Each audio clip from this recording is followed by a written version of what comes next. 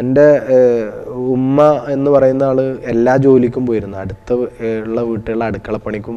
അതുപോലെ അവിടുന്ന് ഉമ്മാക്ക് കിട്ടിയ ഭക്ഷണം ഉമ്മ അന്നൊക്കെ ഉമ്മ മുണ്ടെടുത്തിരുന്നു. അപ്പോൾ അതിൻ്റെ കോന്തലൊക്കെ വെച്ചിട്ട് കൊടുന്നു വരും. രാവിലെ ഞങ്ങൾ മദ്രസയിൽ പോകുമ്പോൾ എന്നും അരിമണി വറുത്തിട്ട് അതായിരുന്നു ഞങ്ങളെ കടി.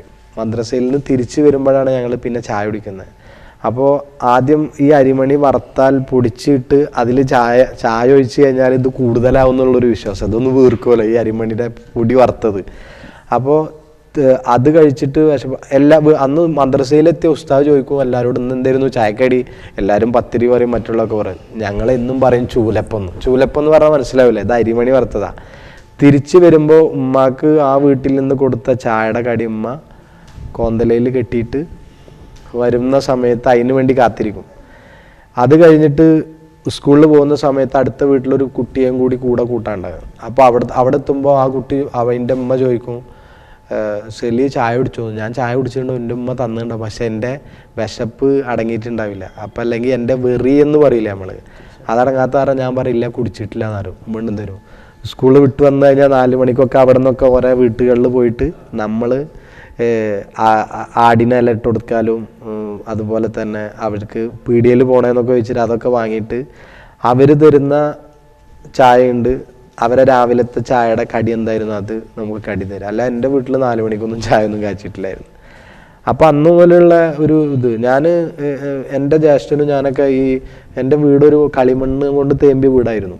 അപ്പോൾ അവിടുന്ന് കോമ്പസേറ്റ് ചോറിലേക്ക് ചമ്മന്തിയിലെ ഇത് മാറാൻ വേണ്ടിയിട്ട് മിളക് ചമ്മന്തി നമുക്ക് ദിവസം കറി ഉണ്ടായിരുന്നു.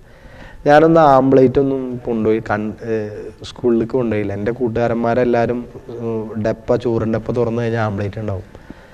നീ എന്താ കൊണ്ടാത്തതെന്ന് വെച്ചാൽ പറയാം, ഞാൻ കഴിക്കില്ല, എനിക്ക് ഭയങ്കര പ്രശ്നം അത് വയറിനാണ്. ഏറ്റവും കൂടുതൽ ആഗ്രഹമാണ് കോഴിമുട്ട. എന്നും നമുക്ക് ഈ ഇലയൊക്കെ കുത്തി കൊടുക്കൂലേ, ഈ ആടിനെ ഇല കുത്തി അടുത്ത വീട്ടിൽ കൊടുത്തു കഴിഞ്ഞാൽ ഇതൊന്നും സെൻറ്റിമെൻസിന് വേണ്ടി പറയുന്നതല്ല കേട്ടാ. 25 വയസ്സിട്ട് അന്ന് അത് കൂട്ടി വെച്ചിട്ട് എൻ്റെ ജ്യേഷ്ഠനായാലും ഞാനായാലും എപ്പോഴെങ്കിലും ഒരിക്കൽ കോഴിമുട്ട വാങ്ങിയാൽ 2 കോഴിമുട്ട ഞങ്ങൾ 4 ആക്കും.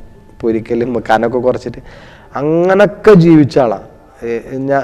സത്യം പറയുകയാണെങ്കിൽ എൻ്റെ കല്യാണം കഴിക്കുന്ന സമയത്തും ഞാൻ പട്ടിണിയാണ്, ഞങ്ങളവിടെ പട്ടിണിയാണ്. ഉമ്മ പണിക്ക് പോയാൽ മാത്രമാണ് ജീവിതം കഴിഞ്ഞു.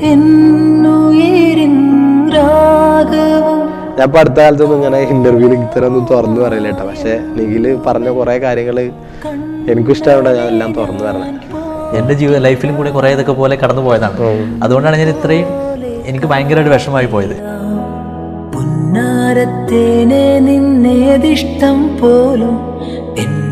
എന്താ പറയേണ്ടത് എനിക്ക് പറയണില്ല. നമ്മളൊരു വലിയൊരു ഇന്റർവ്യൂ പ്ലാൻ ചെയ്തിട്ട് ഞാനും പ്ലാൻ